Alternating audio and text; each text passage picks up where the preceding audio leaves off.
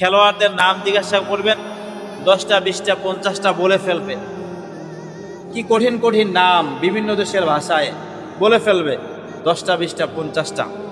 কিন্তু 10 জন সাহাবীর নাম আমাদের দেশের ছেলেরা পারে বলে খুব কম সংখ্যক ছেলে থাকতে পারে, ঠিক কিনা বলেন না? আমাদের দেশের ম্যাক্সিমাম মুসল্লিদের হালতেই তো এটা, যে 10 জন সাহাবীর নাম সুন্দর করে তারা বলতে পারবে না। 10 জন সাহাবীর নাম সুন্দর করে বলতে পারবে না।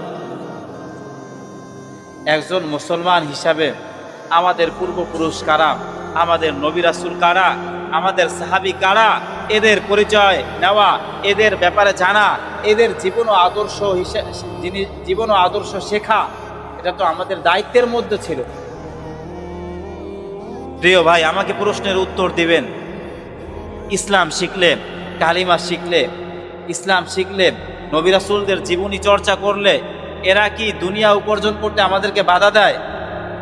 বরঞ্চ ইসলাম আমাদেরকে শিক্ষা দেয়, রব্বানা আতিনা ফিদ দুনিয়া হাসানাতা ওয়া ফিল আখিরাতি হাসানা ওয়া কিনা আযাবান নার। এখানে বলা হয়েছে রব্বানা, হে আমাদের রব, আতিনা, আপনি আমাদেরকে দান করুন, ফিদ দুনিয়া হাসানা, দুনিয়াতে আপনি আমাদেরকে হাসানা দান করুন, ওয়া ফিল আখিরাতি হাসানা।